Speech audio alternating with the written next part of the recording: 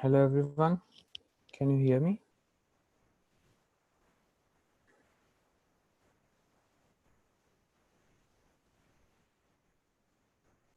Awesome. So we'll wait for a few more minutes. There are only 18 participants so far.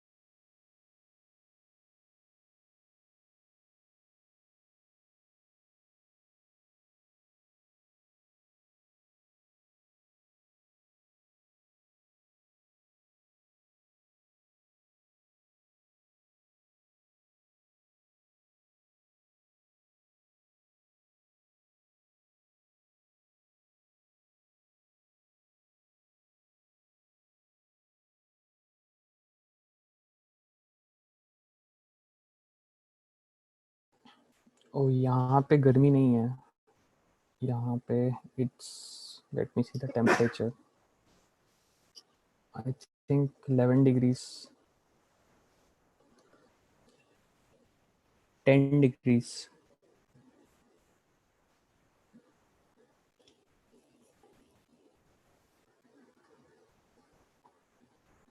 हाँ, but ठंड में भी इतना मज़ा नहीं आता है. यहाँ पे बहुत ठंड होती है.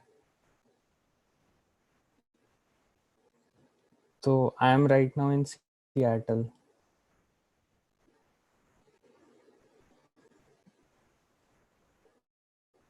and I'm staying with Sudhanshu right now.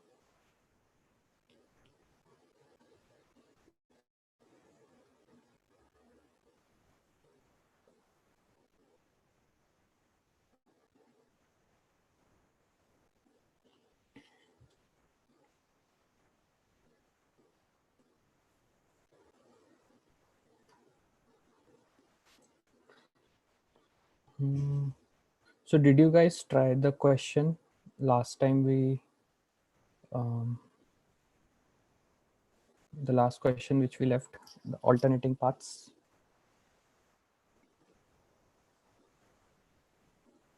सब डीमक्स इंस्ट्रक्टर्स साथ में क्यों रहते हैं? पता नहीं, I think it's just a coincidence.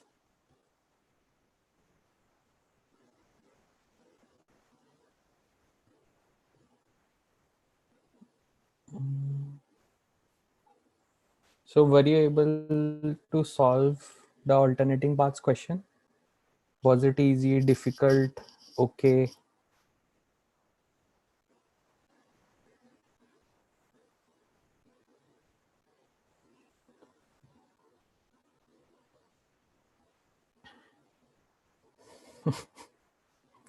हम साथ साथ हैं.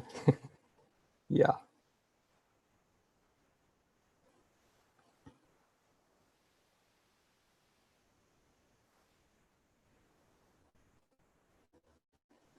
Okay, I think we can start the session now.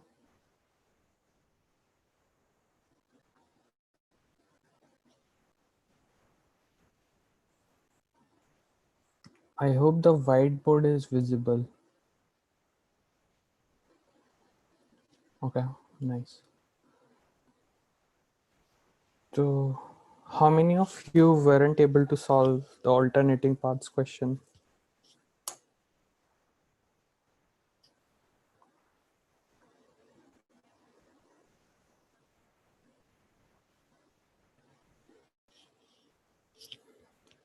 So now, like, we can do two things. We can either discuss the question first and then move to the next topic, or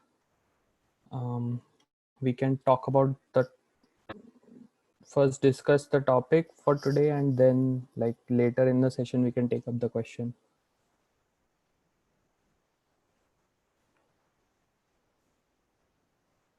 Or if most of you have already done, I can share my code. uh, yeah, okay, let's do the topic first. So we'll code it in last. Cool. So till now we have talked about two things. We have talked about graph traversals, right? And graph traversals include BFS and DFS. And we talked about a very specific property of BFS, which gives shortest path for unweighted graphs, right?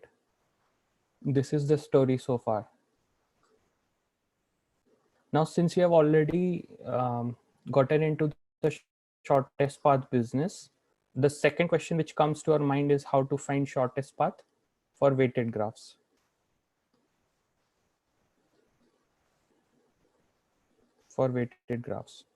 Now, let's start with a teeny tiny example and see what BFS will do in that case. Okay, so I'll take a weighted graph. So let's see.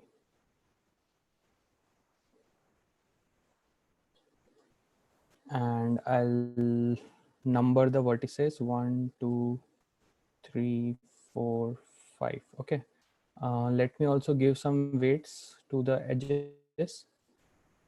So let's say this edge is weight 2, this is 3, this is 4, maybe this is 1, this is 10. Okay, all the edges are done. All the 5 edges have given the weights. Now the question which you have is find the shortest path length from one, like vertex 1 to every other vertex. Okay, every other vertex. Now if you were to do BFS, what will happen? You will start from node 1, isn't it? You want to find the shortest path from 1 to every other node. So our start node will be node 1. What will you do next? You will visit all the neighbors. Like BFS expands, right? Expands from the node to all the neighbors. It explodes. So you will say that, okay, distance from 1 to 2 is this 2, and distance from 1 to 3 is 10. Okay, that is the layer 1 of BFS, right? Then in layer 2 you will cover node 4, In layer 3, you will cover node 5. Is this clear? Now let us see what happens for node 3 and let's see if it is correct. So BFS says that for node 3, the distance is 10 and the path is this single edge from 1 to 3, right? But if you carefully see the figure, there is this 3 edge path, which I'm drawing in orange, which is a path from node 1 to node 3. And what is the distance? The distance is 2 plus 3 plus 1, which is 6, right? And 6 is less than 10.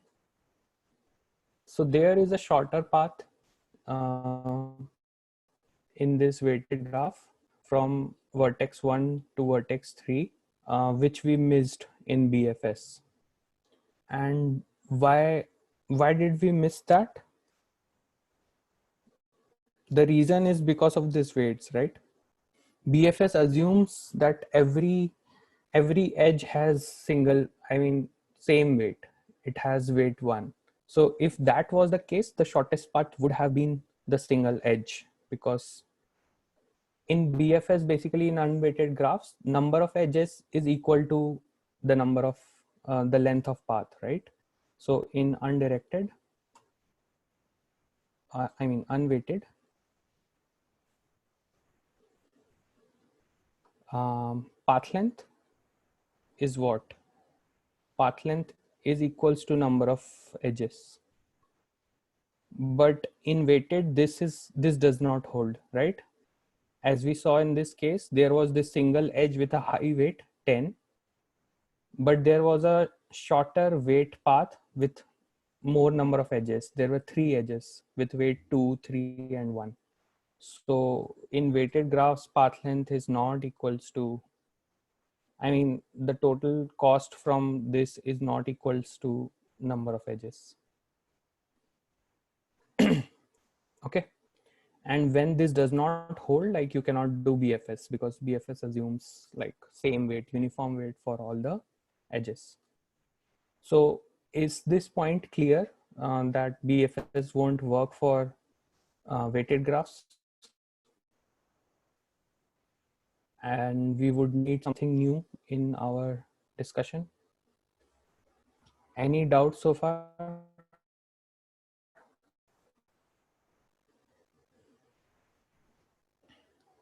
If it is clear, like, please say yes, no, or whatever you feel in the chat. Awesome.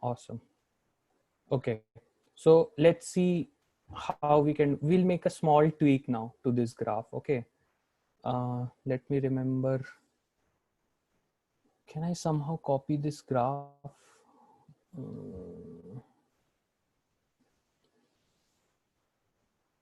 Oh wow, okay. And how do I copy?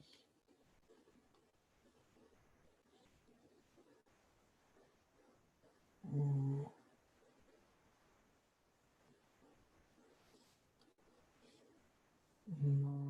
Okay, let me redraw. Okay, now we'll make a small tweak and see how we can deal with weighted graphs. Okay, so let's call it a small tweak method. Sir, what's the statement you're talking about? Like BFS assumes? Uniform weight for all the edges, same weight. Okay. Yeah. So I'll redraw the graph. So this was our graph. Okay, this was, so this was 10, 2, 3, 1, and let's say whatever, 4. And let me label the nodes 1, 2, 3, 4, 5. Now, does anybody have a small tweak which we can make so that we can use BFS? So this is a small puzzle for you guys. Can I make some small tweak to this graph and then say, okay, now I can use BFS probably.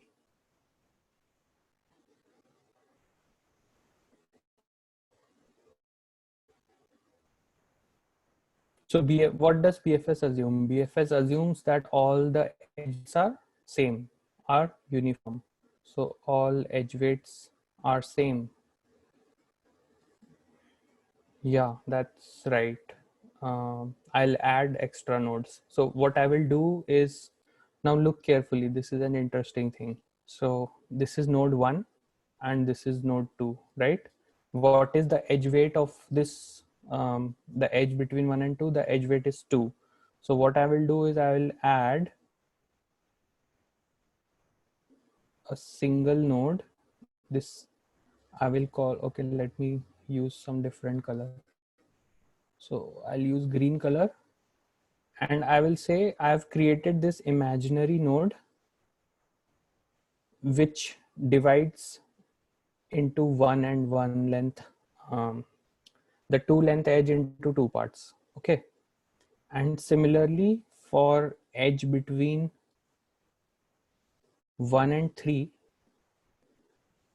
okay, I'll divide it into 10 equal parts. So what I'm trying to do actually is I'm trying to create this imaginary edges of same weight. Okay, let me, so I'll have this and so on, and this will be imaginary node. There'll be total 9 imaginary nodes here. 9 imaginary nodes. Here I'll have 1 imaginary node. Okay, and for 3 length from 2 to 4, you will have 2 imaginary nodes. And the length of this imaginary edges is 1.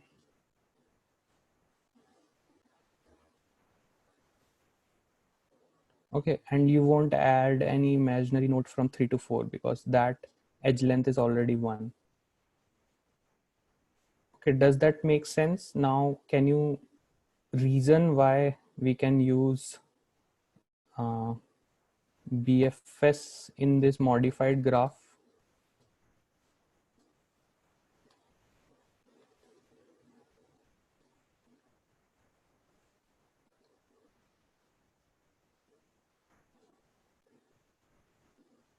Right? Now, all weights are 1, right?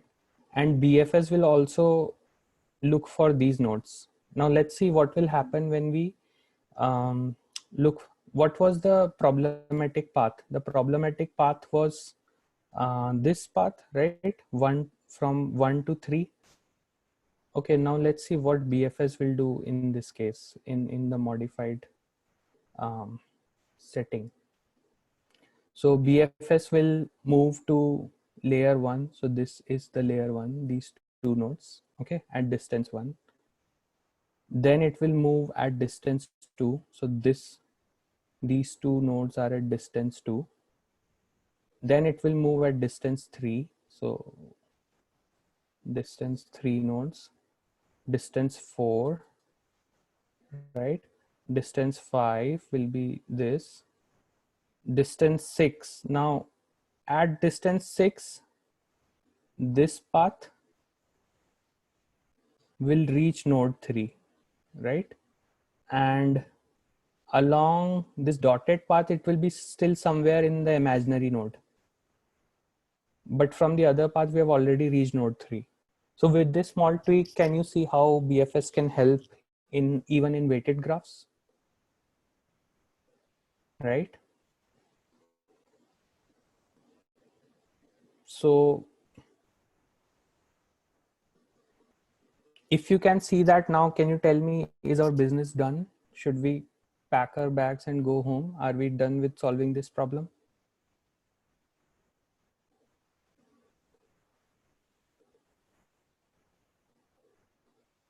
Okay, why aren't we done solving with this problem?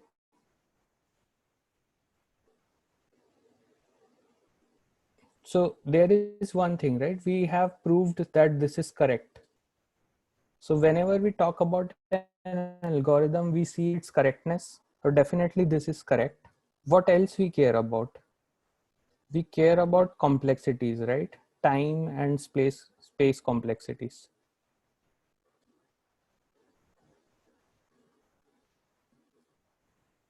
Right?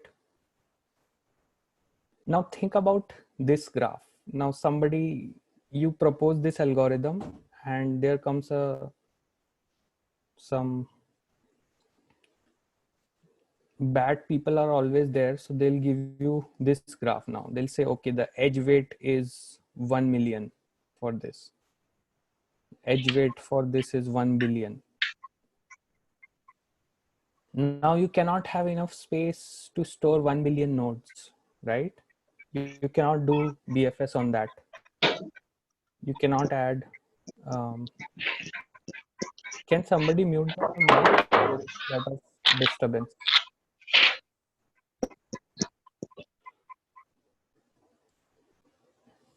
Okay, thank you. Yeah, so when you have very large edge weights, then it becomes a problematic, right? Because you will add like 1 billion extra nodes for which you won't have any space. So this method will break when you have large edge weights. Can you see that? Okay. Now, okay, now we have seen that, okay, we can solve it using BFS. We have found a correct algorithm, but it's not efficient enough. It's not what we want. So there is this missing piece which we have to fix. So to fix that, there is the other algorithm which we'll talk about, which is Dijkstra's algorithm.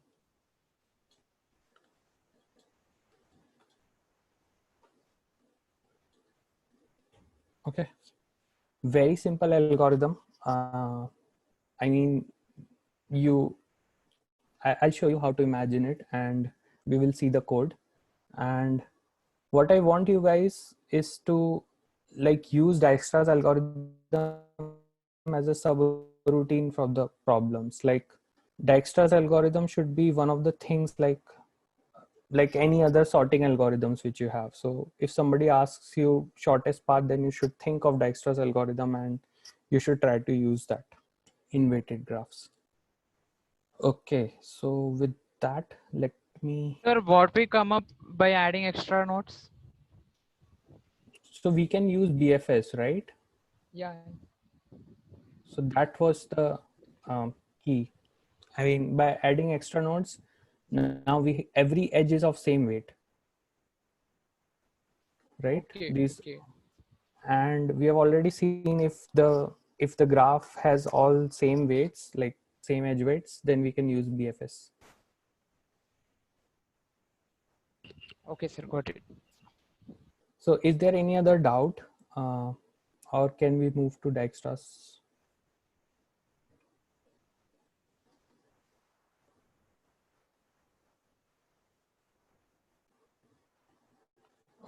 Okay. If that is clear to all of us,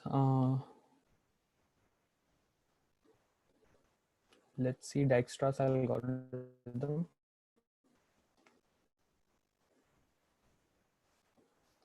So let me share a small PPT to illustrate Dijkstra's algorithm. How do I change the share?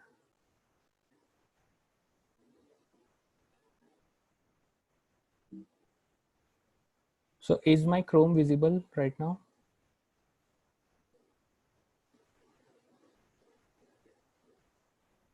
Awesome.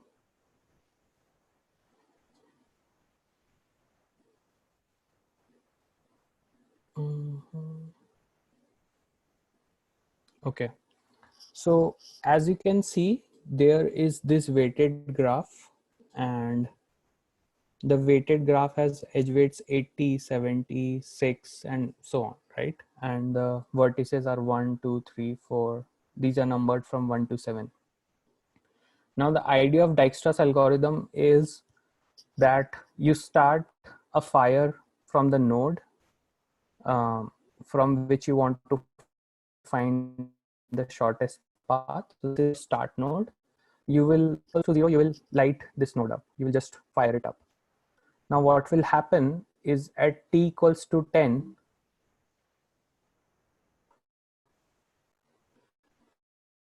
fire will reach node 2 and it would some like 10 units of this edge from 1 to 3, right? Now with increasing time, now as you can imagine this edge which has edge weight 80, this will take 80 units of time for fire to hello, is my voice better now?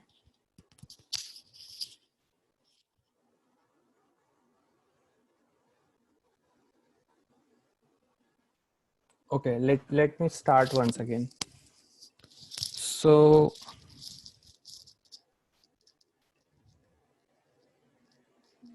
yeah, so what is happening is you will start to find the shortest path from single source. That is, our source here is node 1, so you want to find shortest path from node 1 to every other node. So you will start firing up node 1 and you will see how fire proceeds, and that is how the Dijkstra's algorithm will work in practice. So what will happen at time t equals to 10? So at time t equals to 10, the fire will reach node 2 and a part of this edge from 1 to 3 will be burnt, right? What will happen now at time t equals to 16? At time t equals to 16, the fire will reach node 3 from left, right? And the fire is on the way on this single edge from 1 to 3. So the idea of Dijkstra's algorithm is like very similar to this. As time proceeds, the fire will reach and the fire will reach through shortest node, shortest path. Can you see that happening here? And once all the fire is reached at all the nodes, we would say, okay, we have found shortest path for all the nodes. So these times which you see in green are the shortest path lengths from 1. So the shortest path length from 1 to 2 is 10 units. The shortest path length from 1 to 3 is 16 units, which goes from 1 to 2 and 2 to 3. The shortest path length from 1 to 5 is 30. That is from 1 to 2 and 2 to 5, and similarly, right? So can you, yeah, now can you see how, I mean, can you imagine this happening in any weighted graph, and can you also convince yourself this will give the shortest path if you have an algorithm which does something like this?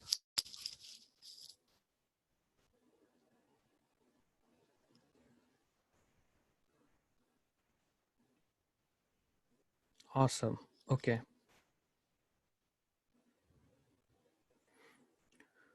So now once we have seen this example, now let's build up for the algorithm and then we will see the actual implementation. Okay, let me share my whiteboard.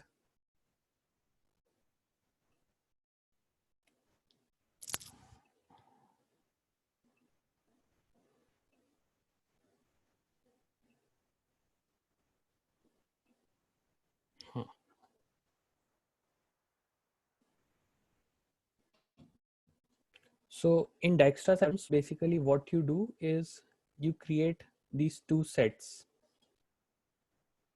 Okay, one is the process set and the other is unprocessed set. Now let's take again this our universal example. Like this was 1, 2, 3, 4, and 5, and the edge weights were 2, 3, 1, 10, 4. Okay. And the question we are asking is find the shortest path length from node 1 to every other node. Okay. And that is what we call as single source shortest path. So single source, the single source here is 1, node number 1, and we want to find shortest path to all other nodes. Okay.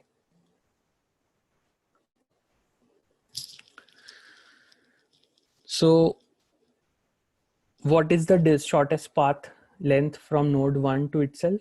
That is 0, right? Because we are already there. So the process set initially will have node 1 inside it.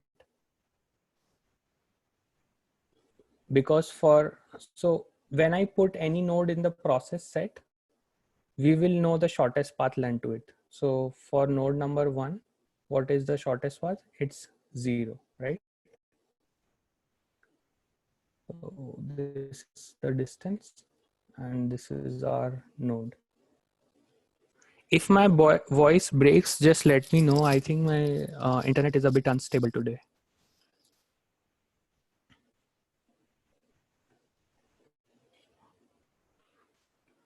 Okay, so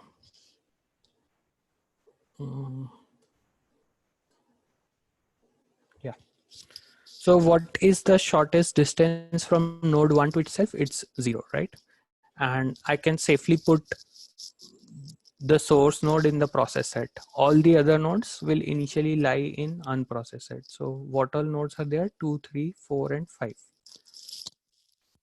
Now at any point of time in Dijkstra's algorithm, what I will try to see is what is the shortest distance from process set to unprocessed set. And I'll include that node in the subsequent iteration. So what are the distances right now from process set to unprocessed set? Let me draw it. Some other color. Yes, let's use. So from node 1 to 2, then is 2. From node 1 to 4, the distance is 10. Okay.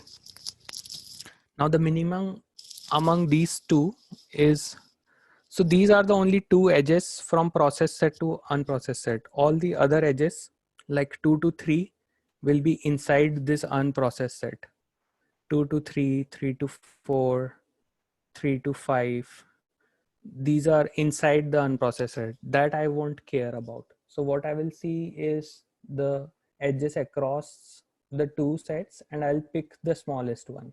So I'll pick this 2 and this 2 connects to node number 2 and I'll now move node number 2 to the process set. So what I will do is now my process set and this is my unprocessed set. What will happen? 2 will come here. Unprocessed set will still have 3, 4, and 5. Okay. And what happens to my distance array? The distance array node 0, node 1 will have distance 0, node 2 will have distance 2. So this 2 is corresponding to this particular edge. This particular edge which we picked. Okay. And so this is 2 length edge. Now what are the edges from process set to unprocessed set at this moment? So from 1 you have still an edge to node number 4 which is of length 10. From 2 we have an edge to 3 which is of length 3, right? Is there any other edge between these two sets? I don't see any other edge. All the other edges would be within this or within process set. Okay. So I'll pick the smallest one, which which is 3 here, right? And I'll move 3 to process set. Now, let's see what will happen in this iteration. So now process set will have 3 nodes and unprocessed will have 2 nodes, 4 and 5. What will be the distance array? For node 1, it is 0. For node 2, it is 2. For node 3, it will be 5. Because this 3 was picked after this 2 edge. I mean, this edge also has to be taken into account. So this will be 2 plus 3. Okay, and you will continue this process so on. So you will finally, all the unprocessed nodes will move to the process side and we'll have shortest distance to every other vertex. So if you see, I'm doing the same thing. I'm trying to see if I lit a fire at node 1, which node it will reach fastest to. So first it will reach to 2 very fast in 2 units of time. Then, okay, then I say at t equals to 2, these 2 nodes are already on fire. Now let's see what other node next will be on fire. So I again pick the shortest path. I mean the shortest, smallest weight edge. So that will be 3. And that will be the next node which will be on fire. And then I move it to process it. So that's how like this process is happening. Can you see that?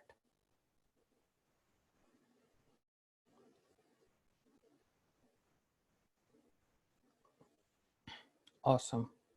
Now how should we, once we have understood this algorithm, how should we implement it? What is the key thing we are concerned about? So in every iteration, we are doing 2 things, right? We want to find the min, right? And the second thing is we want to update the distances.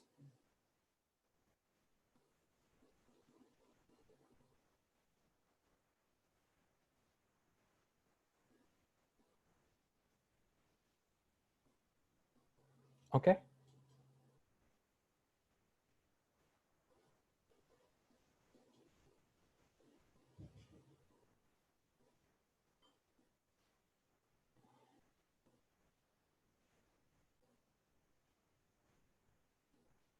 Actually, this min, if you think about it, will I pick the minimum distance? I mean, the minimum edge weight, or like what will I pick here? Will this min be minimum edge weight, or was I picking something else? So it was definitely the edge because there was no other path. Hello, can you hear me? Yes, sir. Yeah. So when I'm talking about this min, I'm actually picking up the minimum path. So I'm not really concerned about the minimum edge weight. I want the minimum total. Like this 2 plus 3 should be minimum. Yeah. So this minimum is the cumulative edge weight. So this minimum, if I have to be very correct, this should be distance from source node to all other nodes, to all other unprocessed nodes,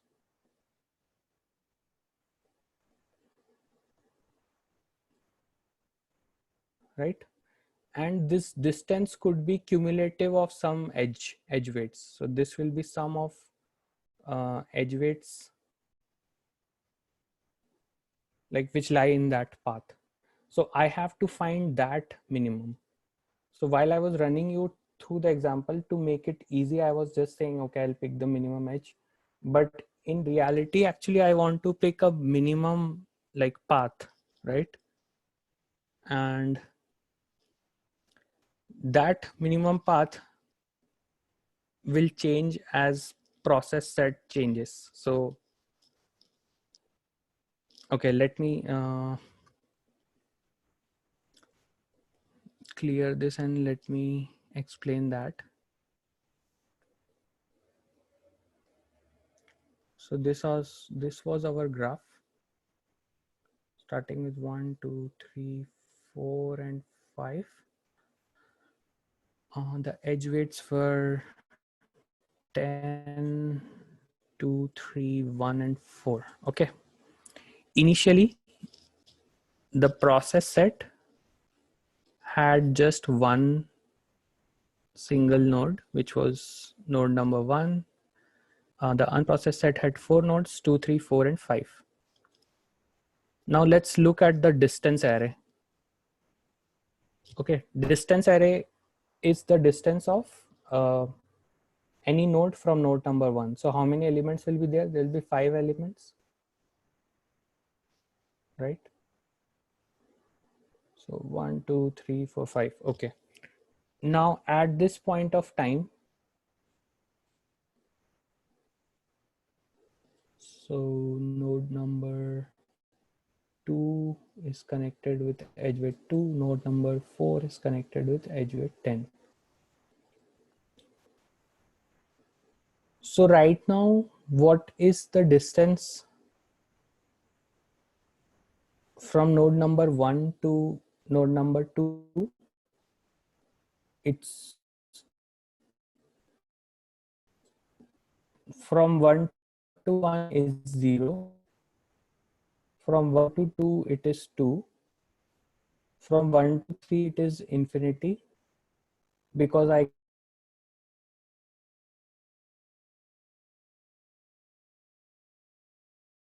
what is the distance from 1 to 4? It is 10. And what is the distance from 1 to 5? It is infinity.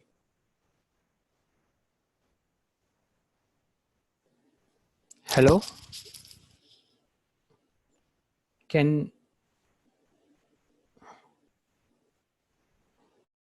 Did you guys, so what part did you miss? I can share that again. Sir, the one where you told the from 1 to 4, I guess. No, the first infinity part. Okay. Okay, so this is the distance array. The distance array stores the distance from like the source node to the to all the other nodes, and the path should be from from process nodes to the unprocessed node finally. So if I see it here, what is the path? This is a node itself, so the distance is 0. What is the path here? So there is just one edge from processed. Okay, let me try to reconnect again because my internet is breaking. I'll be back in a minute.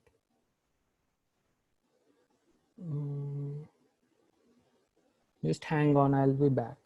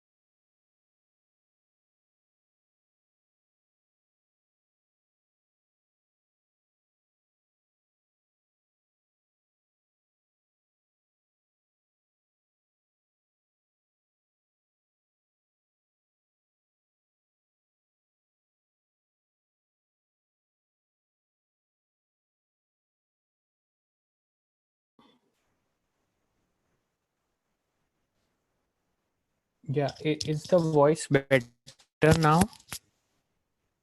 Is it clear?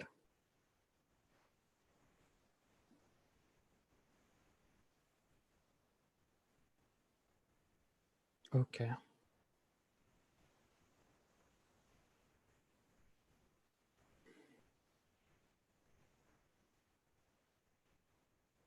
Oh God, I cannot share the screen. Let me ping.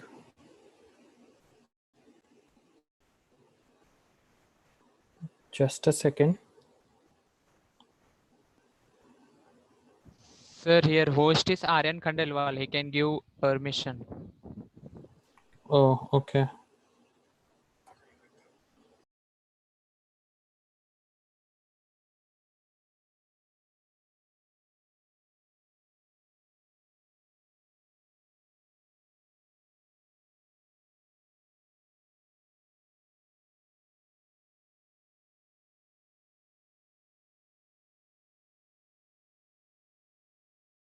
Fine. Sir, you can do it now.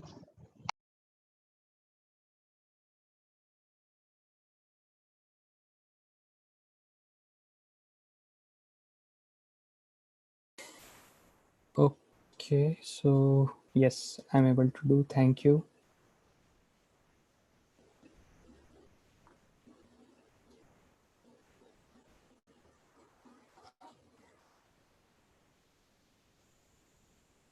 So coming back to our example, we had this 5 node.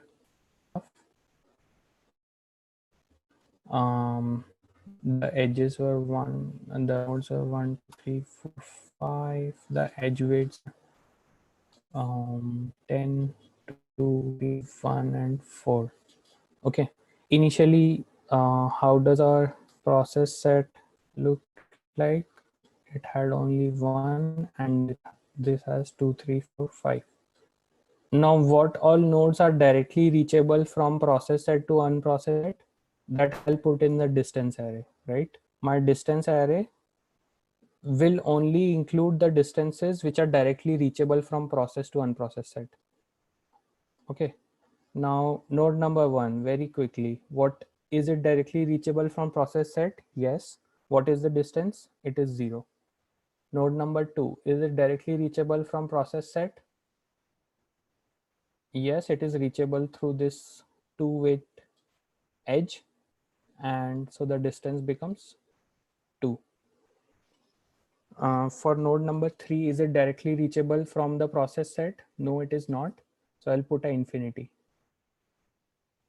For node number 4, is it directly reachable from the process set? Yes, it is directly reachable using this 10-weight edge. So I'll put a 10 here. And for node number 5, it is not directly reachable. So I'll put a infinity. Okay, so this is the start of the algorithm. Now, what will be the first step? So next step would pick a node which has shortest distance so far. So that is node number 2. So node 2 comes to this side. So I have 1 and 2 now. And this side we have 3, 4, 5. And this is distance 2. Okay. Let's see now. Let's fill the distance array again.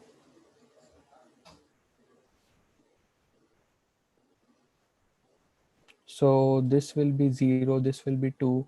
Now is node 3 directly reachable from process set? Yes, it is directly reachable through this edge, which is weight. And what will be the distance from node 1? It will be 2 plus 3, which will be 5, right? So I should write 5 here. And is node 4 directly reachable from process set? Yes, it is directly reachable through this edge weight 10. So I'll write a 10 here. And is node 5 directly reachable? No, it is not. So I'll write an infinity. Okay. So this is how distance array would change as we move nodes from unprocessed set to the processed set. And as you can see, this contains a cumulative of edge weights. So this 5 is actually 2 plus 3. So at every step, we have to find a minimum cumulative, right? Like path which is closest to node number 1. I mean, we want to pick a path which is closest to node number 1. So in this step, which path is closest to node number 1? This is 2 plus 3 path. So I'll in this iteration, I'll move 3 to process set. So 3 will come this side. And this process will go on, right?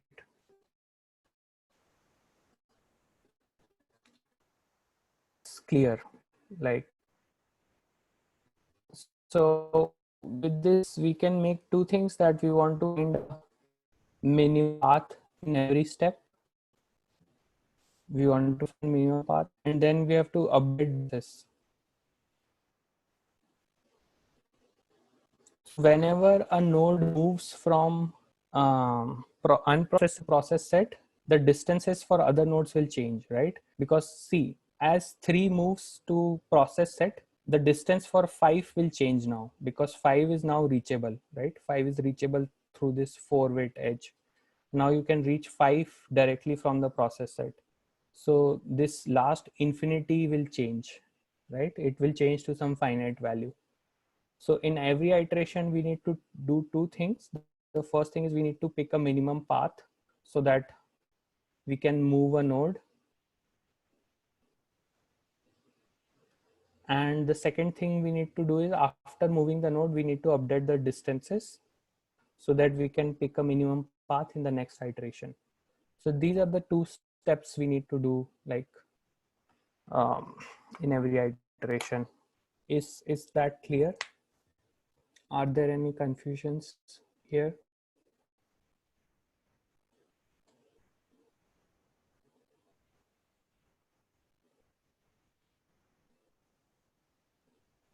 Awesome. So now you guys have already studied like basic data structures, and you have some knowledge of what kind of data structures can be used for one particular use case. So now tell me, when we want to find, and this minimum is from a running set, so what kind of data structure do you think we can use to find the minimum path? Like, when somebody says that things like there are dynamic numbers and you want to find a minimum, what data structure comes to your mind? It's a priority queue, right? Yeah, heap or priority queue, min priority queue. Okay, so that you can pick the smallest element in O1 time. That is the most efficient data structure, right? So Dijkstra's algorithm will use a priority queue to find this minimum path, and like you will see how we actually do it in the implementation. But is it clear to everyone that we will need a priority queue to find minimum at every step?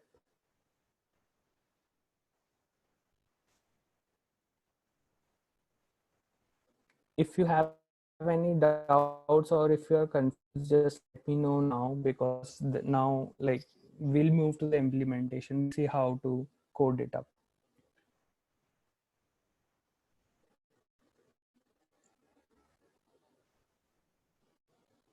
Yeah, so what I was saying about the priority queue is that to find this minimum in every iteration, you need to do it in O1 time, right? And you want to find minimum of numbers which are changing. So this distance array is changing, right? With time. So which data structure finds minimum in a dynamic setting where numbers change? It will be a priority queue, right? Because like it adjusts itself to keep the minimum element at the top. Okay, so that's the idea for Dijkstra's algorithm. And now we can move to the implementation.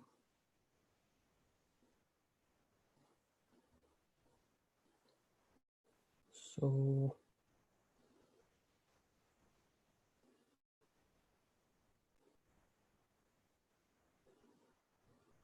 yeah,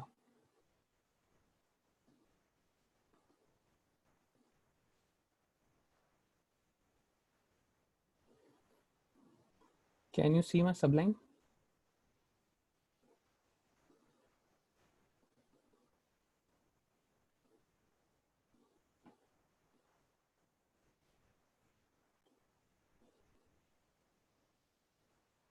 Yes, sir. Okay. So let's look at Dijkstra's algorithm. So I've already written it here, and this is very easy to understand. Like, don't get scared by this. So here I have just declared the min priority queue. Okay, which we will use to find the minimum path lengths. And sorry, and the distance array is our D array. So I just initialize it with all infinities. So this is my distance array. And these are all infinities. And you can use any other initialization. I just use memset. So this was the initialization part. Now I start with the actual algorithm. So in the priority queue, to start with, just a second.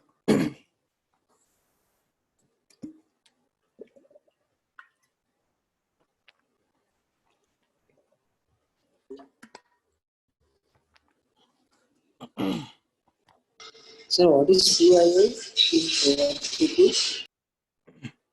Yeah, so priority queue has like pairs of integers, which is like PII is pair of int. Okay, so I have defined it here. So priority queue has elements which are pairs, and this pair is basically nothing but like distance from source, comma, node. Okay, so initially the priority queue will have distance 0 for the start node. That is the pair I'm pushing initially to the priority queue. Okay, and for the start node, the distance will be 0. So this is my initialization. Sir, it was said that in memset we can initialize using 0 and 1 only.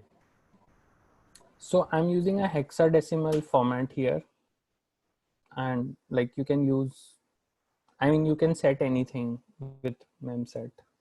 If you have the, if you use binary or decimal format. But if you're using decimal, I think you will only do 0 or 1. Yeah, so memset is nothing but like initializing a array. So this is a faster way to initialize any vector or array.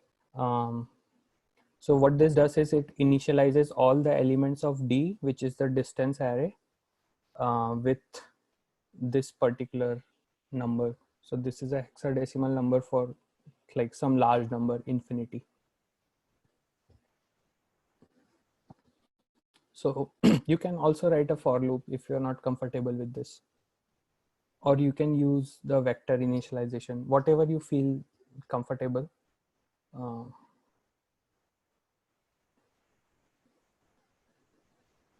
Memset gives issues. Yeah, I mean, if you don't use it well, it might give some issues because you're like directly writing on the memory. Sir, what is this format of writing size of? Like, sir, shouldn't D be inside the bracket of size of? So there are two kinds of size of. The size of inside the bracket is a function size of. This is operator size of.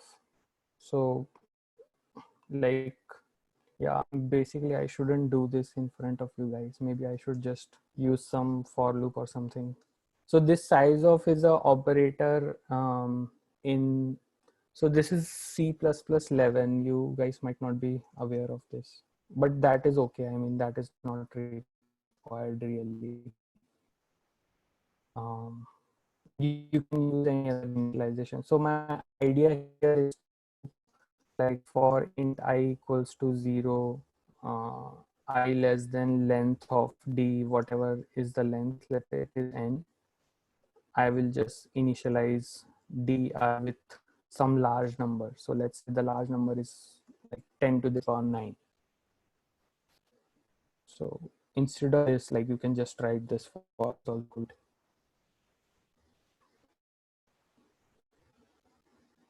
Yeah, you can also use fill. You can also use vector initialization. So fill will also use memset inside it. So yeah, fill is also a good way to initialize things. Okay, so if you're not carried away by that, let's move forward. So I have two data structures. One of the data structure is priority queue. The other data structure is the distance array. The distance array is all initialized to infinities. The priority queue is initialized with a pair. That pair is the start node and the distance to the start node, that is 0. Okay, that goes into the priority queue. And to start with, the distance from the start itself is 0. So that completes my initialization for the two data structures. Now I will have to iterate. Okay, I'll have to iterate till my queue is non-empty, till all the elements in the priority queue are not done. So let's just directly move inside this and let's see what we are actually doing. Okay. Sir, I have one question in line 66. Mm-hmm. Sir, instead of PII, shouldn't it be make pair, like in? Yes, I mean, this is the constructor of that. You can also use make pair. Sir, so what is the difference between using PII and make pair? So make pair, yeah, make pair will also call this constructor, but that is a better way, I think. In make pair, actually it's templated, so you can make pair for any kind of class. For PII, I have to make sure that these two are integers always. In make pair, like you can push any two classes inside pair. So that is a templated version, and that is a like a modular way of writing code.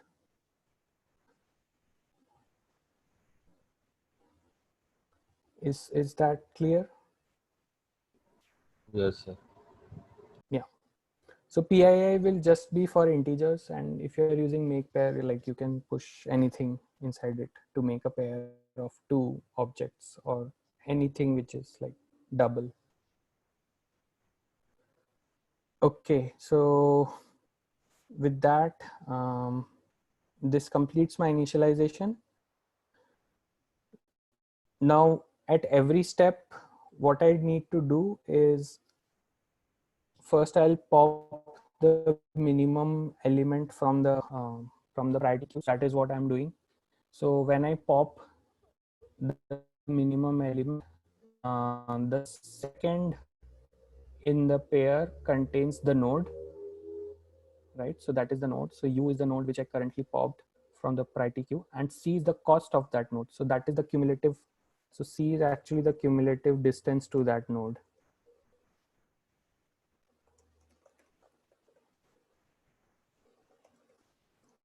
So in the first iteration, what will I pop? I will pop the start node itself.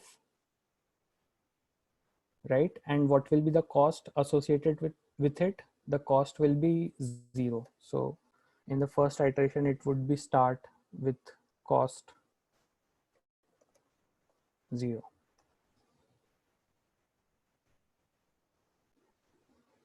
Okay. Now we'll come to this 74 line in a moment. What do we do next? Now we have popped a node. So now we are moving node from unprocessed to processed. What do I need to do next? I need to update the distances, right? And for which nodes I will update the distances? So if you recall, like the distances were only updated for the neighbors, because when I move a node from like unprocessed set to a processed set, only its neighbors will be affected directly. Okay. So here I'm taking the neighbors of U. So node U is the node which we just popped out, and G of U will contain all the neighbors. So this is our adjacency list format of the graph, right? So G of U dot size will contain all the neighbor. I mean, that is the number of neighbors for node U. And then I need to update the distances for all the neighbors. So this loop basically update distances for neighbors. Neighbors of which node? Neighbors of U, the currently popped out node.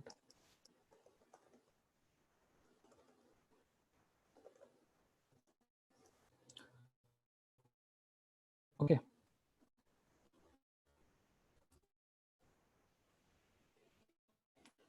So the adjacency list of a weighted graph, how will it look like? So it will contain the node and the edge weight. So let's say my graph is, let me write it here. Let's say my graph is 1 is connected to with an edge weight of 10. So how will the adjacency list of 1 look like? So the adjacency list of 1 will look like something like this. So 1 has a list which has node 2 with it and edge weight of 10. And if there was one other node which was connected to this, so let's say 3 was also connected with edge weight 5. So I'll have another entry here. So adjacency list of 1 will contain 2 and node 3. And what is the edge weight? Edge weight is 5. So this is how adjacency list will look. Okay. So what I'm doing here is I'm picking up the neighboring node.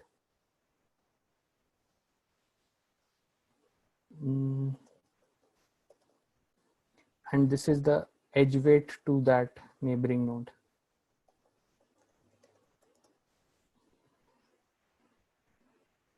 Fine. Now what I'm checking is if neighboring node is, if through this edge neighboring node is closer to the source, then only I'm pushing it to the priority queue. Because the neighboring node might also, there might be a case that neighboring node is also directly connected, right? So you want to check this condition whether through this path the distance of the neighboring node is it actually shorter. So what does D of V, can anybody explain me what does D of V mean here?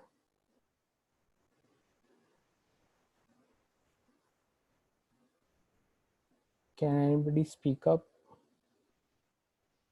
So D of V would actually mean, yeah, go ahead. So D of is distance of neighboring node. Yeah, so D of V is the distance of neighboring node from the start node. Yeah. So what we are saying is if the distance of neighboring node from the start node is in fact larger, Now what is this? Can anybody explain me the right hand side?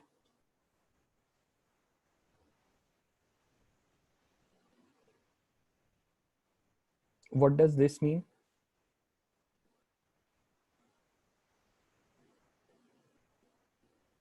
So this is the new distance of the neighboring node, right? Which neighboring node can take. So neighboring node can be reached now in du distance. So reach till u and take another w. So this edge weight, right? So from source to node v, now you can reach using this much cost.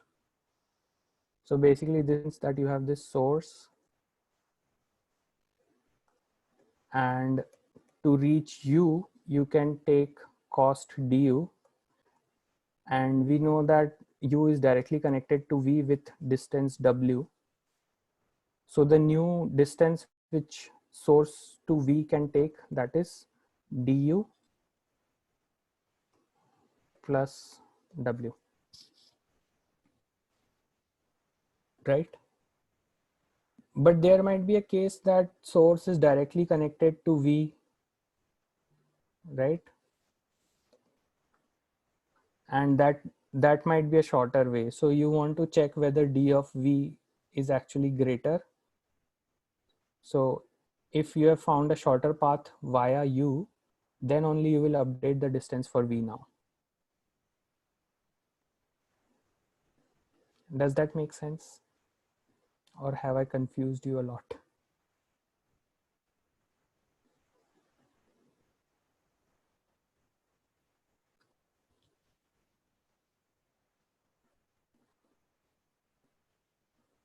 Makes sense. Okay. So, okay, you have found a shorter distance to v, and so now d of v becomes the new shorter distance, and now you can push it to the priority queue. So to push it to the priority queue, you have to push two things, the distance and the node. Okay, and this you will do for all neighboring nodes, right? And this will run till the priority queue is not empty. So only one part is remaining here we haven't talked about, that is line number 74. Now can anybody tell me why why do we need line number 74?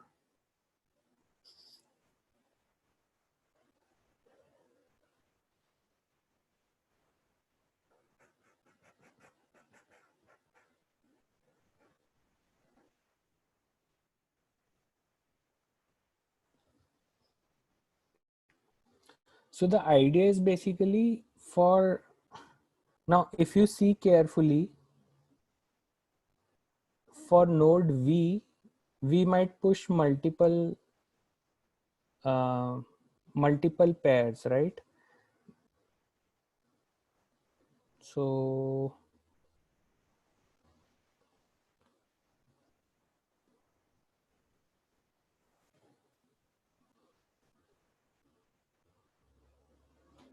yeah, so this line basically means that you already have you already found a different shorter path, and which you have added in the distance array, and the cost which you have pushed is greater, so that path is actually longer. I think I've how to explain it better. I can explain it through an example maybe. So I want to make one point here, that you can, like in this case, you will push multiple pairs for a single node. Like you may push multiple pairs for a single node. So let's small example of 3 nodes, and let's see how priority queue analyze this algorithm.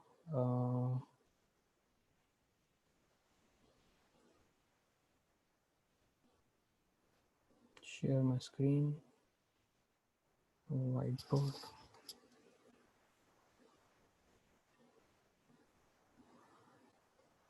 Okay.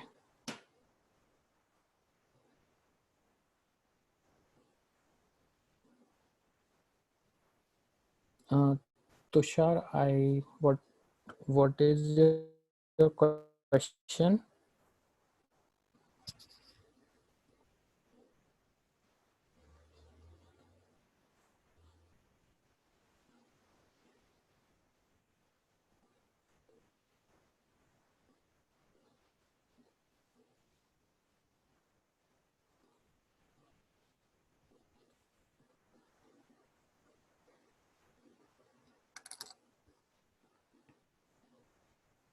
Okay, so I have this 3 node graph, and I want to find the distance of all the, like the shortest distance of all the nodes from node number 1. Okay. So what will what will initially the priority queue contain? The priority queue will contain 0, 1, right? So 0 is the distance to which node? To node number 1. Okay, this is what my priority queue will contain. Now, in the first iteration, I will pop it out. Okay, and what will and also let me populate the distance array side by side. So distance array will have 3 elements. What is the distance to 1? That is 0. What is the distance to 2 initially? That is infinity. To 3, that is infinity. Right now when I pop this particular thing out, I will find the neighbors of 1 and I'll update distances for it. Okay. Now what are the neighbors for 1? Neighbors are 2 and 3. These are my neighbors.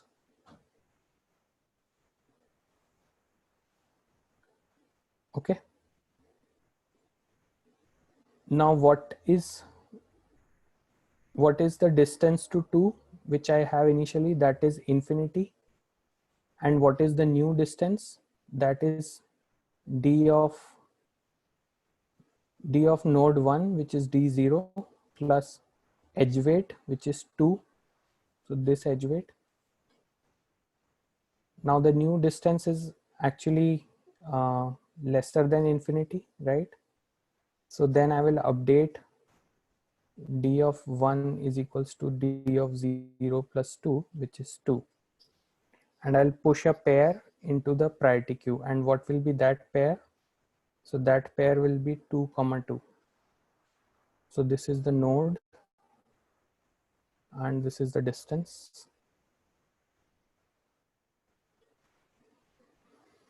Okay, so I'm done with neighbor number 2.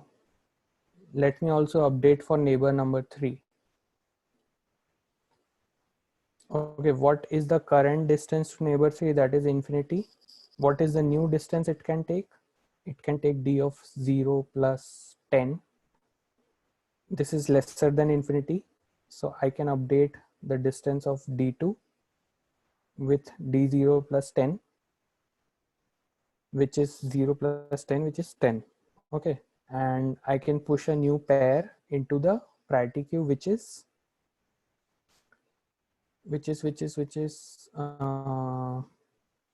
10, 3, right? So this is the distance and this is the node.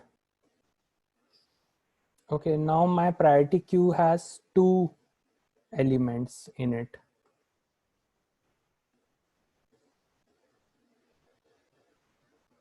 Okay, what are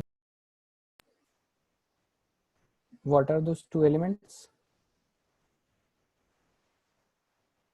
Those 2 elements are this thing and this thing. Now which one is minimum? Which one would you pop? You will pop this one, right? Because the distance is minimum here. So you will pop this. Now once you have popped this, you need to update the neighbors of that.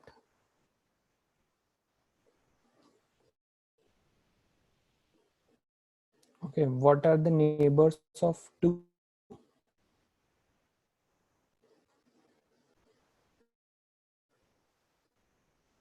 Neighbors here.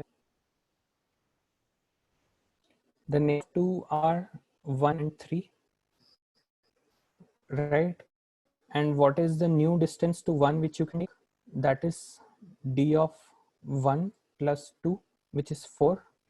But is it greater than 0, d of 0, or is it smaller than d of 0?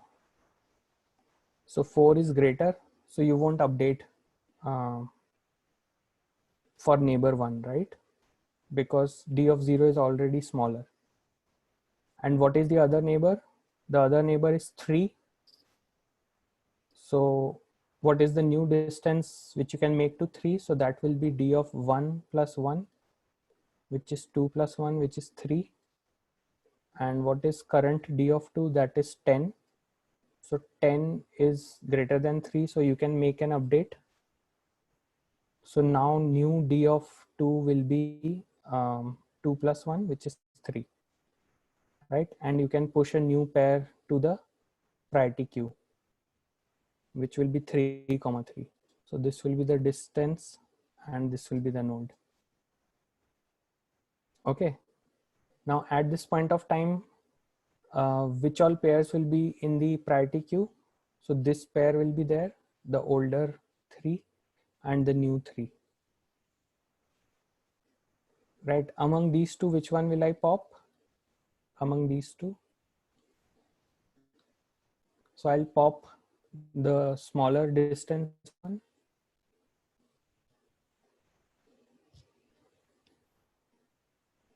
Okay, so I pop this one, 3 comma 3. What are the neighbors of 3? The neighbors of 3 are 1 and 2. And if you check, you won't update any of this, right? So you won't push anything. So now the only element remaining in the priority queue is this 10 comma 3. In the next step, you will pop this out. But the cost to 3 now is 10, right? According to this pair. But we have already found a cost 3 path. And so d of 2, which is 3, is less than 10. So you will just continue. So here we will use the continue statement, the if statement, which we were talking about. So if you have multiple pairs for the same node, so I had these 2 pairs for the same node. So the node was 3. I had one pair with distance 10 and one pair with distance 3. In that case, that continue statement was used to like ignore the larger paths. So this was the larger path and this was ignored in the subsequent iteration. So does this make sense? If I go back to the algorithm, can you guys now see how that is working and can you use it now?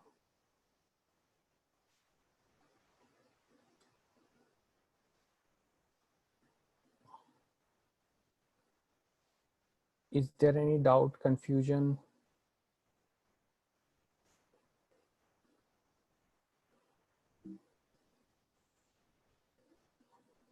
So at the core of it, it is very similar to BFS. The only thing here, instead of queue, we are using the priority queue. And we are using this priority queue because the distances added, I mean, you want to find the minimum of the cumulative path length, right? That is why you need this priority queue. And basically you are doing the same thing as we are doing in BFS. You are updating for all the neighbors, and yeah, very similar to BFS.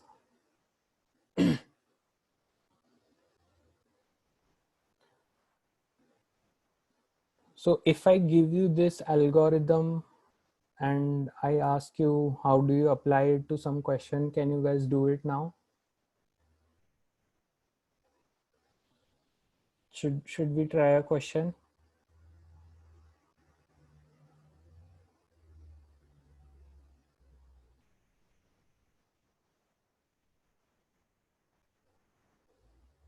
Okay, let's do a question and let's see how. That's a straightforward application of uh, Dijkstra's algorithm.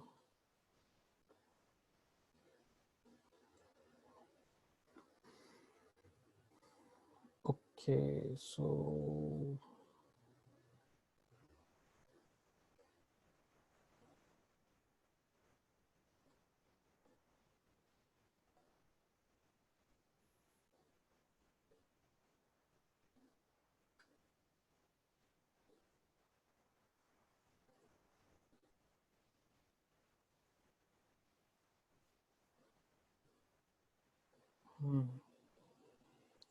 where did my chat go?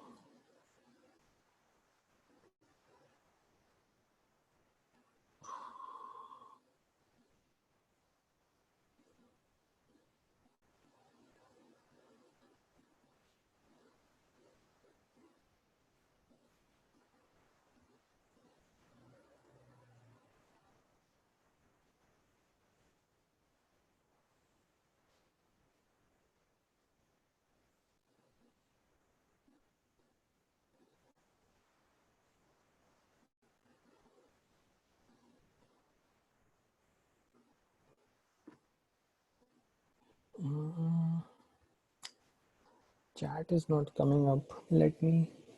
So if I tell you the question, just try to go to LeetCode because my chat is not showing up in Zoom. So the question is network delay time.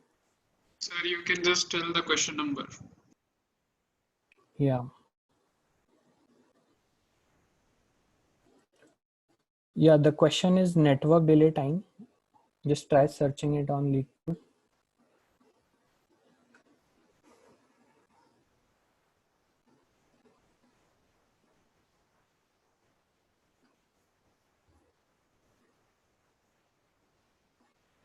Oh, I got my chat back.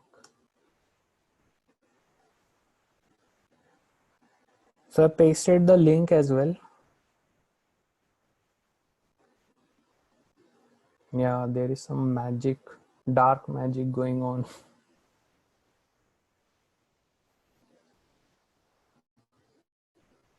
Maybe Zoom is not safe.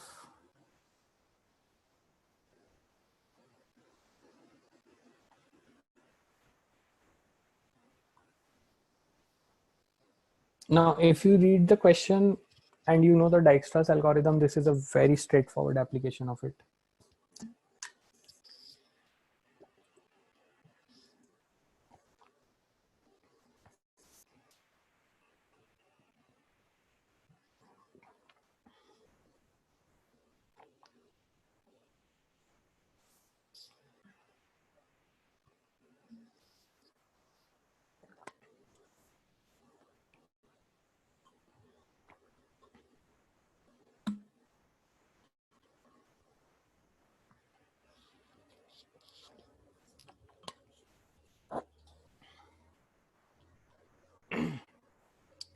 So the question says there are n network nodes and they're labeled from 1 to n.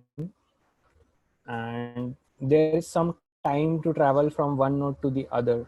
So this is a weighted graph. And when anybody gives you a weighted graph and asks some shortest path related question, it has to be Dijkstra's. So it says there are directed edges times I, which is like U to V, and there is some weight W. So the question asks that now we send a signal from certain node K. There is some node K, and we want to find how long will it take for all other nodes to receive the signal. Okay, so it doesn't specifically asks you, like it doesn't have terminology of shortest path or something. But when it says how long will it take, you have to find the shortest time, right? That is how quickly the signal will reach the other nodes. And if it is impossible, you have to return -1.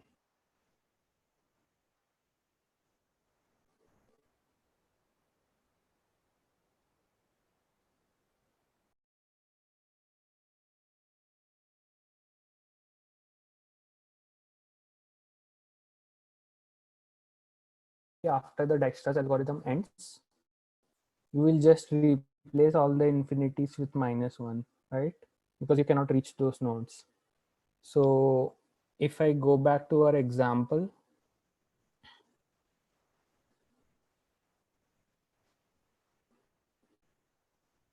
so this was my example.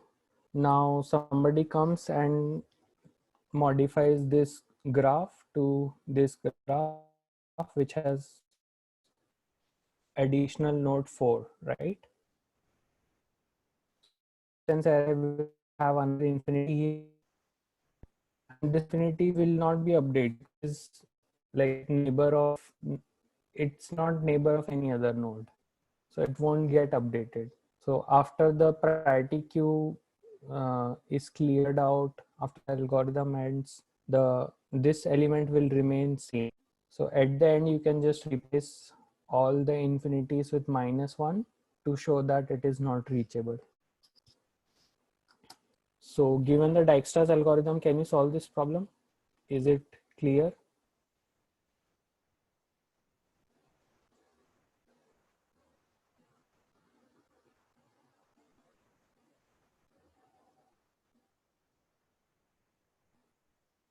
Other people, I need yes, no, or if you have any doubts, you can take that.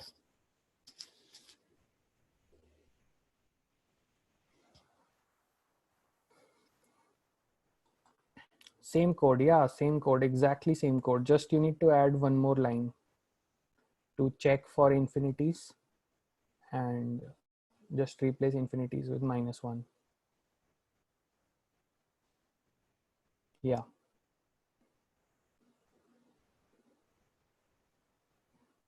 Yeah, so you will have to create an adjacency list kind of thing. Yes, before starting that algorithm. And how would you create that? Is that simple? Did we talk about it before in the previous class?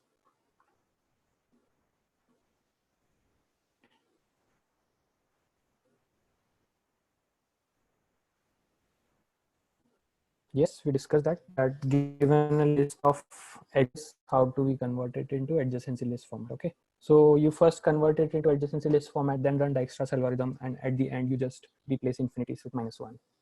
So I won't code it here now. I think you guys can do. I'll share the Dijkstra's algorithm code. Just try it at home and let me know if you can make it, if that works fine. Okay, so far so good. Any doubts? Should we move to the next topic of today's? How do we do it for directed graphs? It's the same thing, right? I mean, for directed graphs, um, the adjacency list will have only the outgoing edges. Like in the adjacency list of 2 to 1, I mean for node number 2, we will have 1 and 3, and in the adjacency list of 1 will be empty because you cannot go from any, like you cannot go to any other node from node number 1. So to take care of directed graphs, you have to just take care of how do you form the adjacency list, and the adjacency list of directed graphs will only have outgoing edges.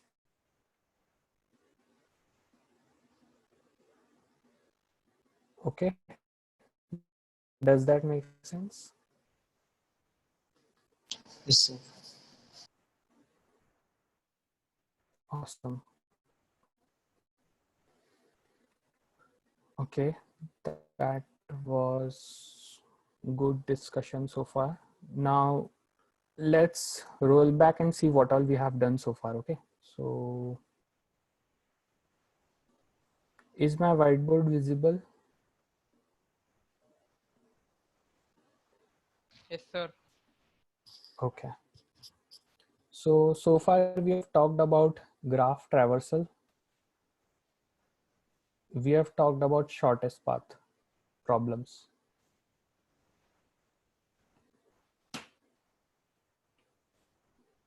Okay, graph traversal now you can do on any graph, directed, undirected. It is irrespective of any graph, right? Weighted, unweighted. The traversal is simple traversal. You can use BFS or DFS. Shortest path problem weighted, you can use BFS. For weighted, you can use TRUS. So that completes two important topics in graphs. I think majority of questions in graph will be from one of these two topics, like 70% of questions. So we have covered some theory on all of these. We have done a few questions. Next, we'll discuss something about topological sort. Okay, and in the future classes, we'll take up like more advanced topics in graph, which will be like max flow, min cut, and the other topics which we listed last time. So today's plan is we have already covered Dijkstra. Now we'll cover topological sort and we'll do a question on that. And like there are two plans which we can take. Like one thing we can do is like till this point of time, I think 90% of questions will come from these topics. And other topics will only have like 10% question, and that also like sometimes they might not even ask about those topics because those are advanced. So in the next class we can do two of these two things, like either we do more questions on these 1, 2 and 3, or we can move talking about like other topics. So what do you guys prefer? Should we do more questions on 1, 2 or 3, or should we just complete the theory first? What is your preference? Okay.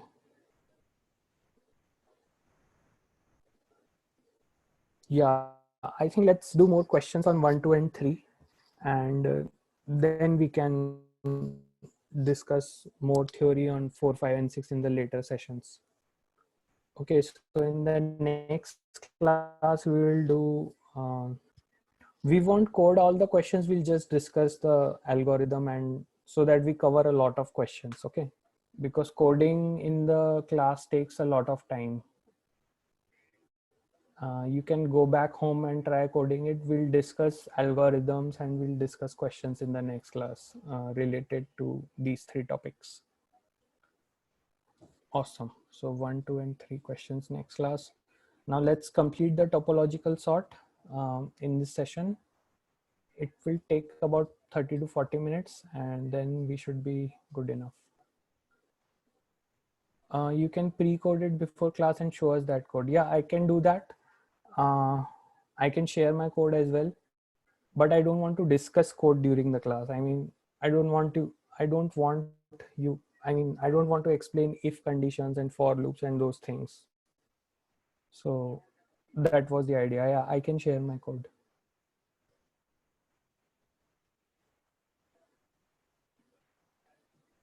Okay. That's good. Clear screen kahan gaya?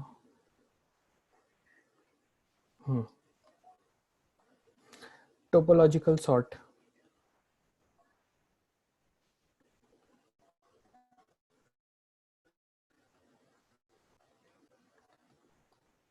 Now imagine you're going on a vacation, right? You can only imagine right now because in this current situation, you can't really go. So to go on a vacation, you have to do certain things. So first, let's say you're going to some other country, right? So first you have to get what all things do you need? You need a visa, you need a ticket, you need travel insurance,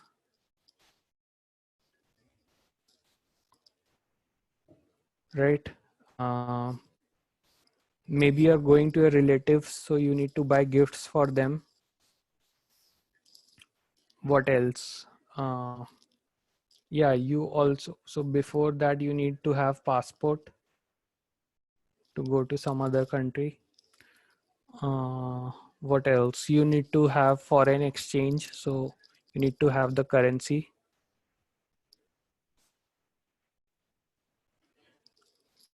But can you do it randomly? Like, can you get travel insurance before getting visa? No, right? Because, or can you get a visa before you have a passport?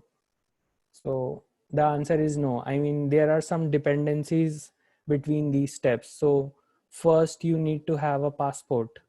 Once you have the passport, then you can apply for visa. Okay. And once you have the visa, then you can book ticket, and parallelly you can get the travel insurance.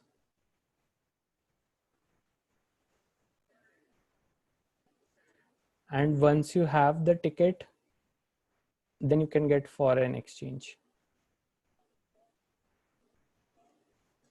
Right? And after your plan is fixed, after you have travel insurance, after you have foreign exchange, probably then you will buy gifts. You won't buy gifts for your relatives before like everything else is done. So there is some dependency between these different steps, right?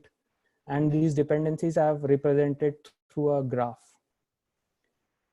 Okay.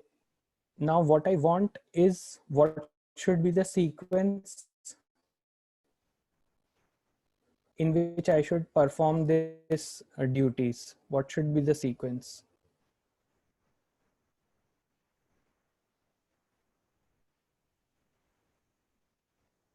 Right? And we said that there is one invalid sequence, which is visa, comma, passport, and so on. Why this is invalid? Because you can't get a visa before you have a passport. So this is one of the invalid sequence. So we want a valid sequence of actions using this dependency graph.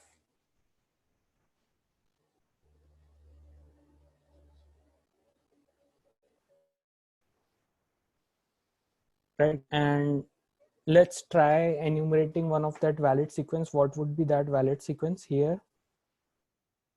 You start from passport. Then you get a visa. Then you can get a ticket. Then you can get travel insurance. Then foreign exchange, and then gifts, right? What would be another valid sequence?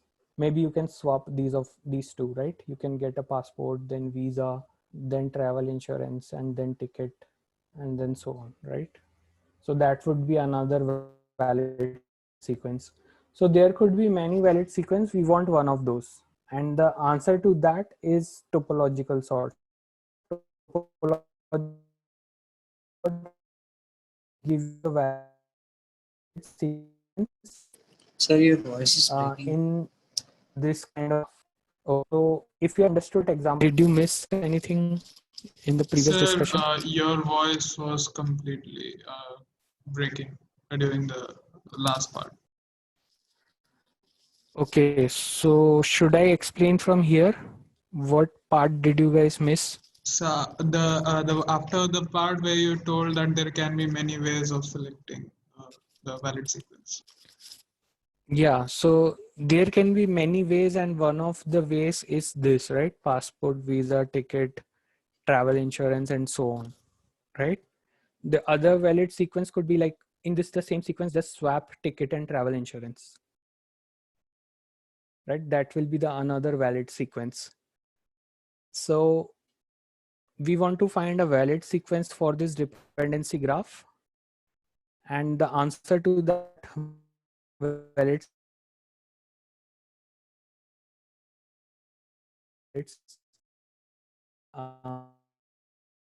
where Sir, Sir, your again. voice is breaking.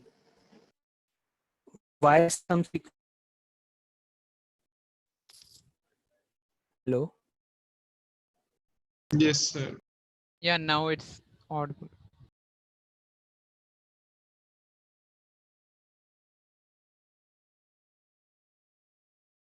That is bandwidth.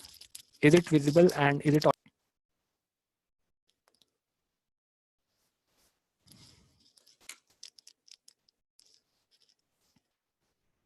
Hello, can you hear? Sir, now you can hear. Okay, awesome. So what I'm saying is that there could be many valid sequences, and I've shown two of those sequences here. The first sequence is this: passport, visa, ticket, travel insurance, and so on. The other sequence is you can just swap ticket and travel insurance. That will also be a valid sequence. So whenever you want to find a valid sequence of actions for a dependency graph, the answer to that is like you will use topological sorting. The question now I'm asking to you guys is, can you define what this validity means? So when I'm saying a valid sequence, what does that actually mean in terms of graph? What constraint I'm trying to satisfy?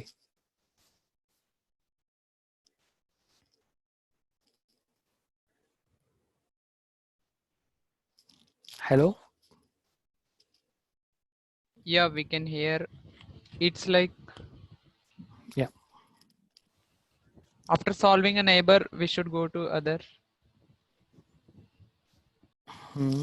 Yes. I mean, why is visa comma passport invalid?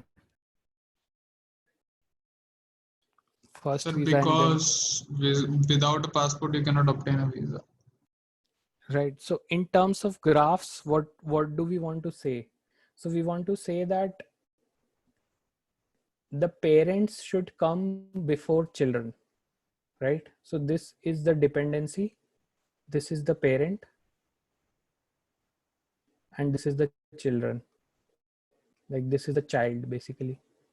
And then this is again parent for its children. These are the two children, right?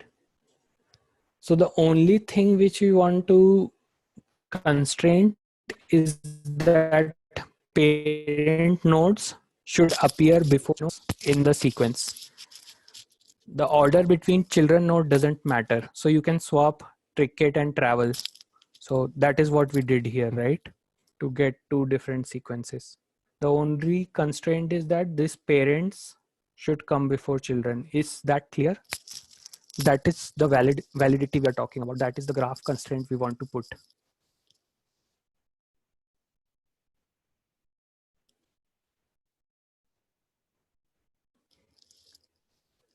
Okay. Now,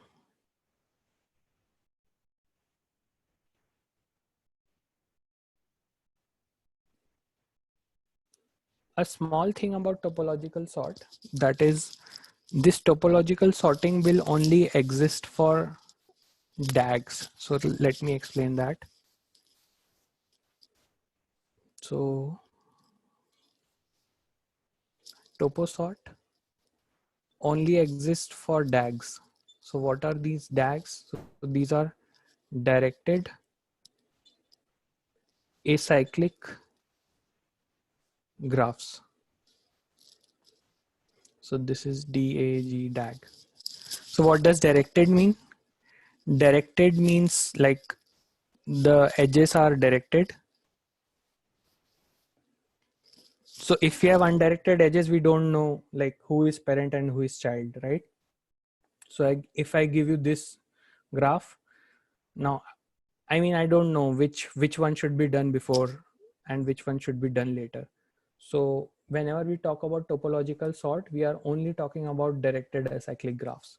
So undirected graphs are not part of this. And we're talking about graphs which don't have any cycles. So they should be acyclic, so no cycles. So why can't cycles be a valid problem? I mean, why are they an issue? So let's say there are two nodes, 1 and 2, and there is this cycle somehow which reaches from 1 to 2. So these are all directed edges. And again, there is another path from 2 to 1. Now, by this path, 1 is parent of 2, like maybe some grandparent. 1 is some ancestor of 2 from path number 1, which is on the top. So this is path number 1. And from path number 2, 2 is parent of, or 2 is ancestor of 1. So we don't, again, we are in a problem. If we have a cycle, we can't decide who is parent and who is child. So this case is also invalid.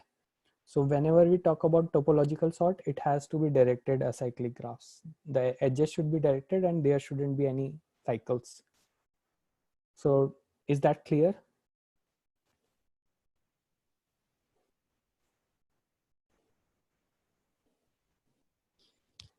If that is clear, can you guys say yes or no on chat?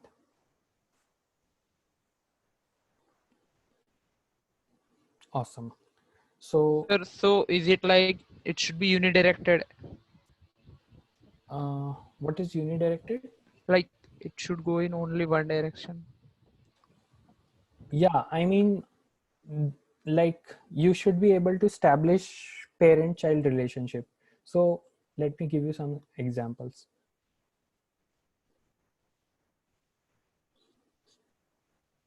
So tell me if this is a valid graph or not. Like, is this a DAG? What do you guys think?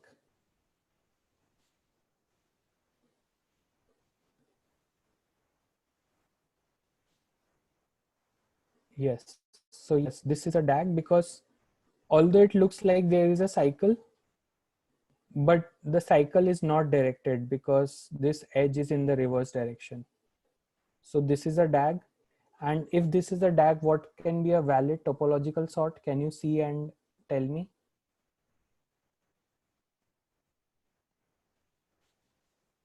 Or let's first see who is the parent of 2. 1 is the parent of 2, right? Who is parent of 3? 2 is parent of 3. Who is parent of 4? So there are 2 parents for 4, 1 and 3. And 1 has no parents. So this is an empty set. Now, can you tell me what is the topological sort?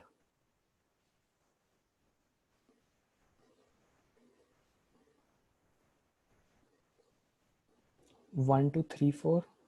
Yeah, 1, 2, 3, 4. That is. Is this the only topological sort, or is there any other possible, like 1, 2, 4, 3? Is this valid?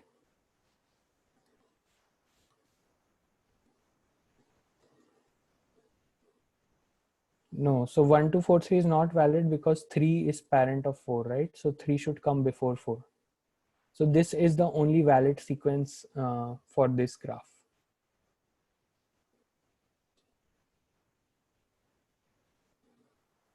Okay. So are there any other questions? Or can we see the algorithm, how to do it on DAGs, directed acyclic graphs?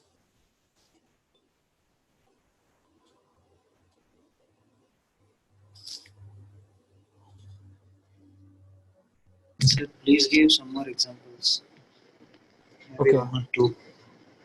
Yeah. So let's take one more example.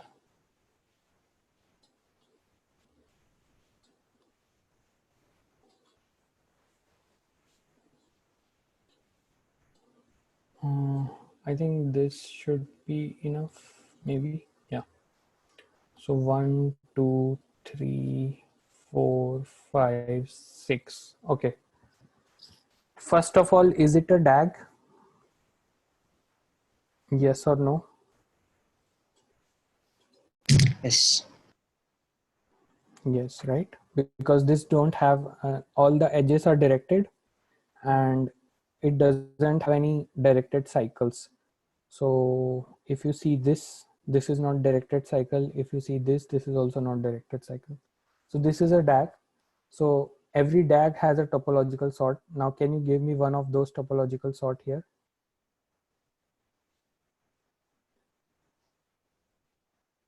Let's try to come up with an algorithm, like while we are doing this example. How are we coming up with this topological sort? So the first node which you will include is a node which has no in edges. So they should have, the first node should not have any incoming edges, right?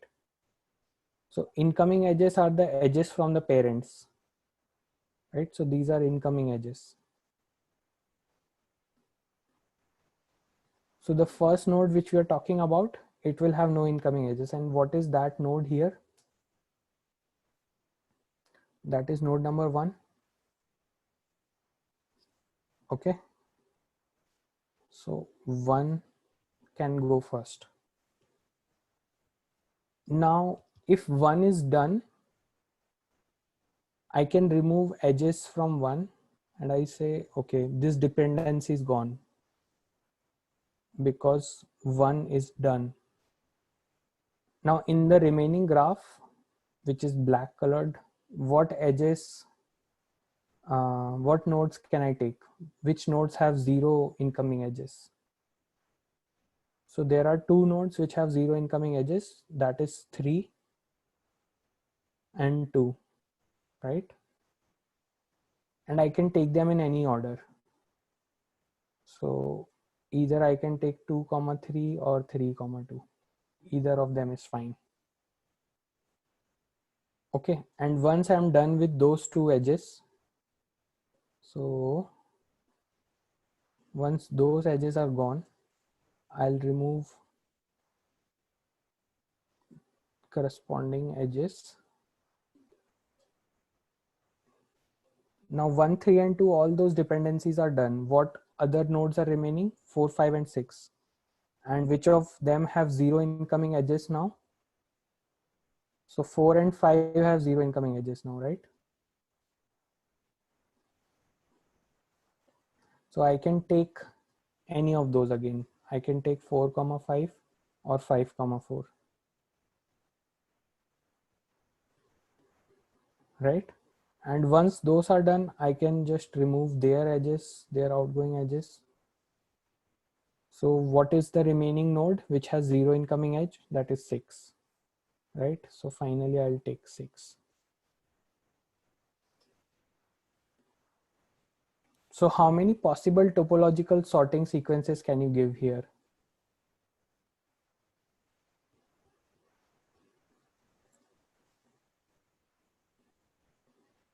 Is it 2 or can it be more?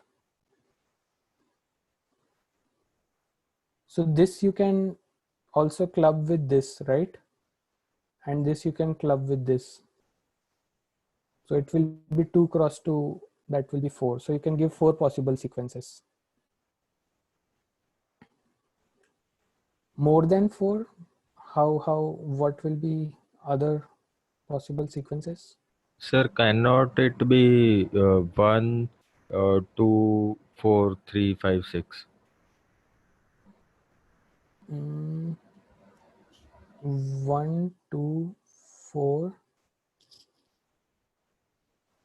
3, 5, 6. Yeah, this is also possible because 1 and 2, if they are done, you can do 4. Yes, yeah, this is also possible. So there are other possibilities as well. So once you're done with 1 and 2 here, now you can do 3 or 4, either of them, right? So once 1 and 2 are done, you can do like 4, 3 or 3, 4. So there could be many ways of topological sort. So at least 4, right?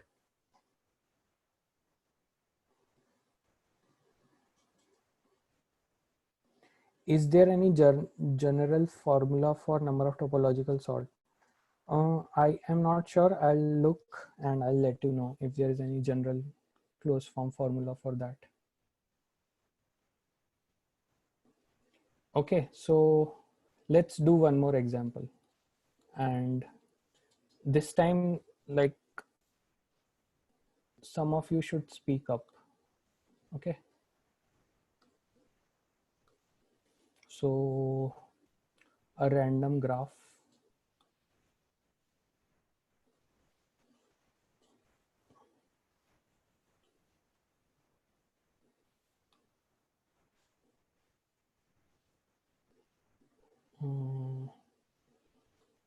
Okay, let's take this graph.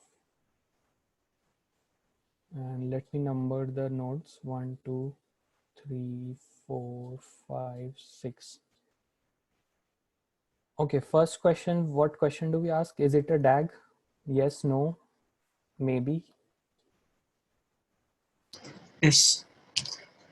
Yes, right? Because it has all the edges are directed and there are no directed cycles. So it's a DAG.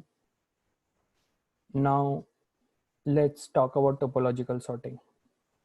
So how do we do topological sorting? We pick the edges with zero incoming edges. We pick the nodes with zero incoming edges, and then we do the same thing iteratively, right? So now one of you should unmute and tell me, how do I proceed from here? Which node should I pick? How do I go?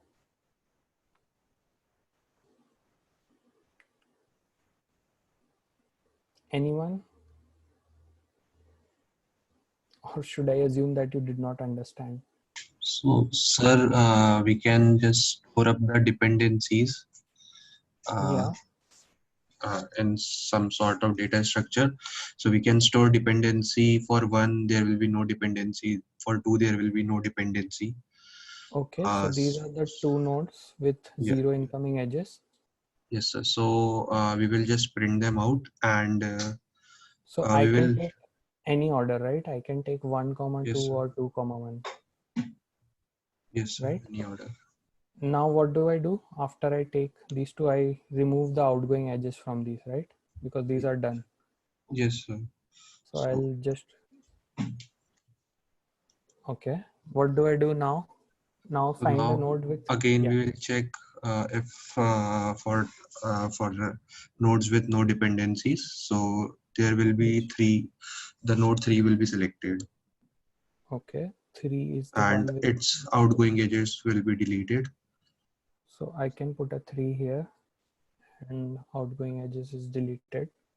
Okay, and 5 and there 2, is one more edge. Okay, and then we will print out 4, then 5, then 6.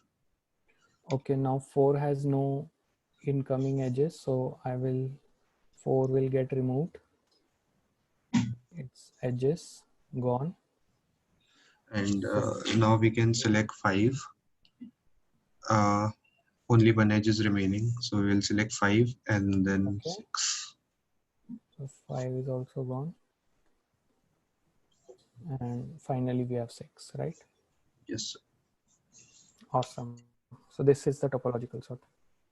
Now, while doing this example, did you guys also realize some algorithm in your mind that we are finding the zero incoming edges node, and then successively we are doing the same thing. We are again finding the zero incoming edge node and so on, right?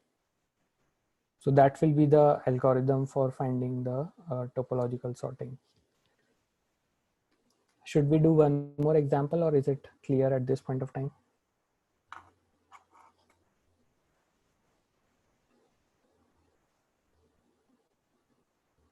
Yeah, we can do with recursion as well. There'll be two possible ways. So let's see what the algorithm is.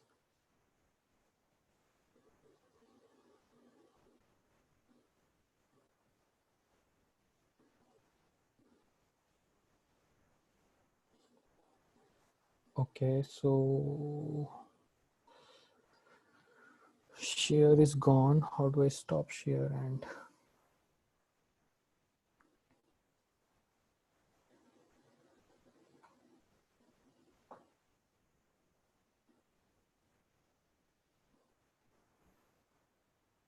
okay, is my Sublime text visible?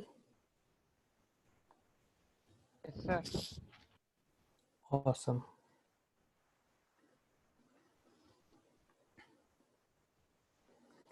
So for topological sorting, we are concerned about in degree, right? So initially we have this graph G in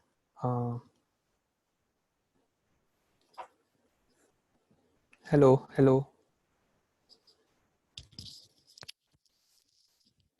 Audible, sir. Audible. Okay. Yeah. So I have this graph G in adjacency list format, vector and vector of int, and we want to find topological sort of it. Okay. So what do I do from line 124 to 126 is I find the initial nodes which have in degree 0. Okay. So let's say there are n nodes, and I'm trying to find, so I'll just say number of nodes, and I'm trying to find which of the nodes have in degree 0. So there is this indeg array which I've just populated. We'll talk about how to populate this, but assume it's given. So you will find all the nodes which are which have in degree 0, so which have no dependencies, and you will push it to a queue. Okay, done. Now what will you do is, once these nodes are done, which you have pushed to the queue, you will move to its neighbors, right? That's what we do usually. So in the while loop, we will take the node from the front of the queue and we will go to all of its neighbors. So I think this code is, so this is a pseudo code. We'll talk about the actual code, or I can share that. So you will take all the neighbors of the current node which we just got from the queue. And what I will see is if, so can anybody parse this, what this is?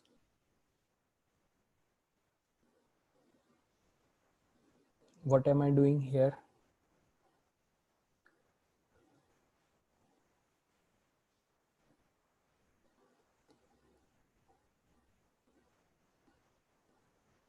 So what I'm doing is, for this neighbor, yeah. So basically when I remove this node n, I'm just decreasing the in degree of all of its neighbors, right? That is what I'm doing here.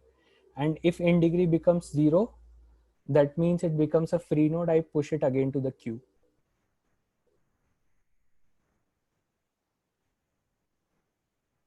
Yeah, so basically if m is a neighbor of n, I'm just removing that edge, and this is the in degree decrement. So can you guys write a similar code yourself? Do you feel confident enough? And when I push to the topological list, whenever I'm getting the element out of the queue, right, that goes in the topological order. So this was the same print thing I was doing in the dry run.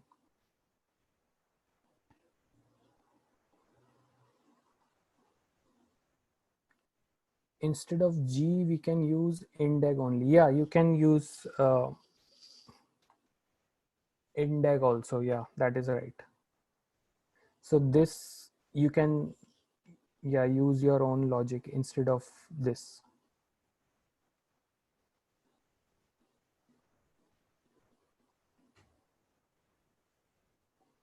Right, and at the end of this, you will have a sorted list of, I mean, topologically sorted list of nodes.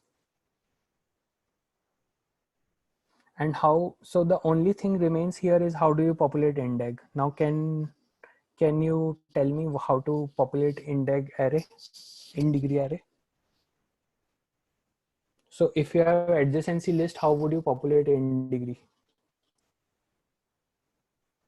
So you will traverse through the adjacency list, and whenever it appears in some other nodes list, you will just increment the counter for that node, right?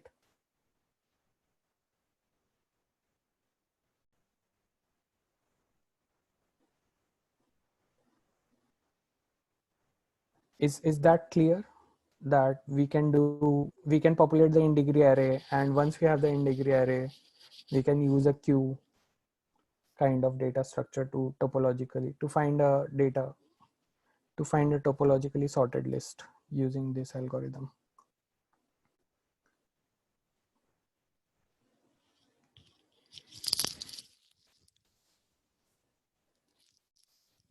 So this is the same thing which we were doing in the dry run. We were just taking the in degree and we were reducing the in degree of the neighbors, and we were trying to see if in degree is 0, then we just print it out. So instead of printing it out, I'm pushing it back to a vector topo list. And this is the decrement of in degree for all the neighbors. And whenever in degree becomes 0, it is pushed to the queue.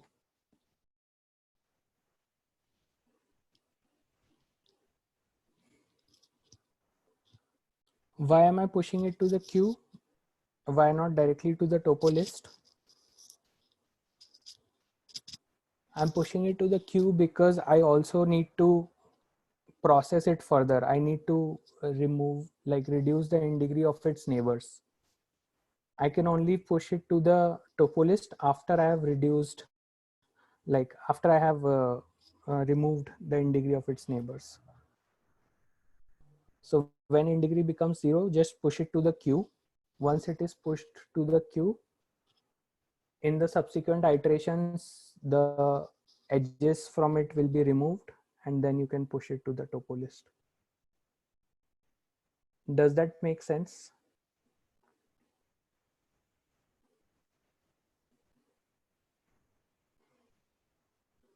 Is it clear? Yes, no? Still doubtful? You can ask any doubts.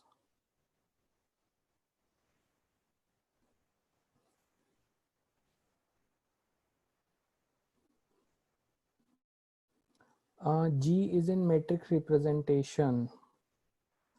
No, it is not, because this is number of neighbors. So this is basically I think it is here. So maybe yes, you're right. G is in matrix representation here.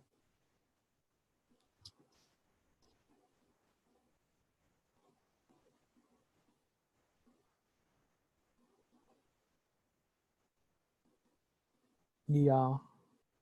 So if you want to do it for adjacency list, instead of traversing for m number of times, you will just traverse for n dot, whatever n dot size, G of n dot size, right? And then you will get all the neighbors of the current node.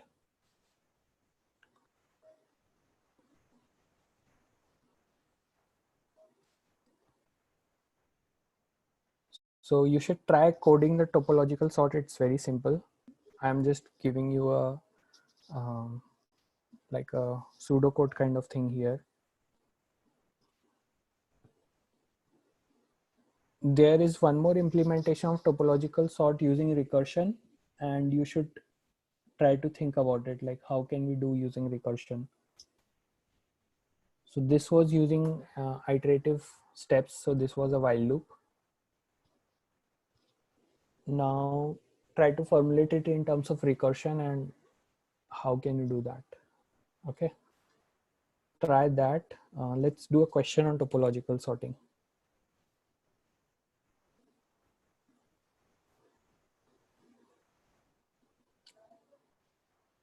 So again, very simple question, a very direct application of topo sort. Where did my chat go?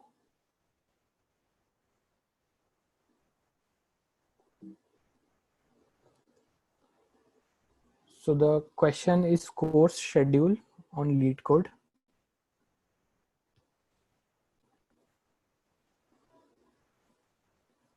Question number 207.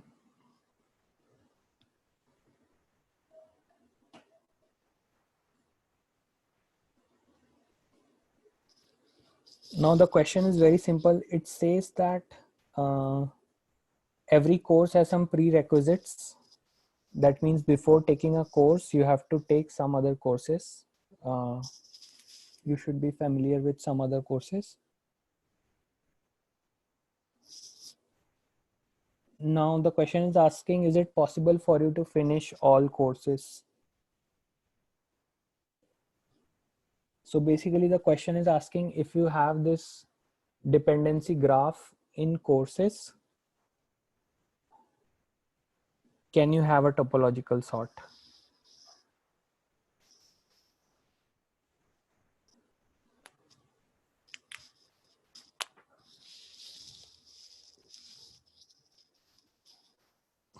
Right?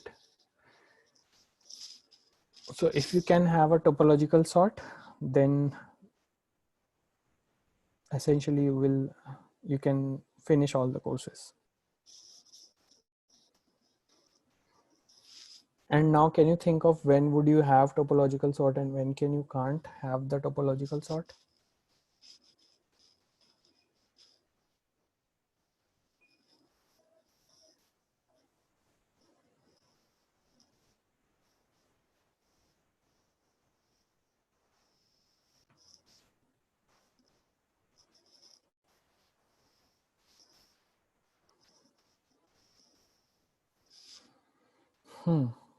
So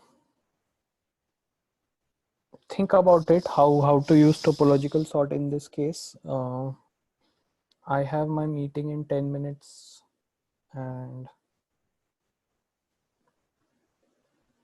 I can share my code about this question and just try it at home. I think a very simple application of topological sort. So if you have any other doubts regarding today's session, I'll be here for, let's say, 5 more minutes maybe. And then I need to go for some other tasks.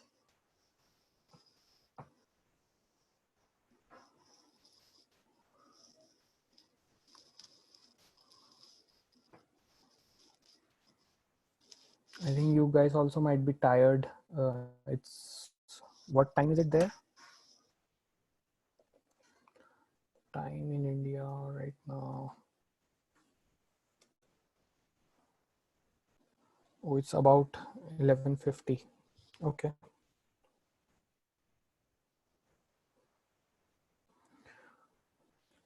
Okay, so just try this question. And so what I will do is I'll share my solution for the question which we had in last class. I'll also share the solution for this one. And I think you should be able to do it. Tomorrow's plan would be to do a lot of questions on all the topics we have covered so far. Okay. So that I think should be a nice session to like learn the application of BFS, DFS, Dijkstra's, TopoSort. We'll do a lot of questions tomorrow.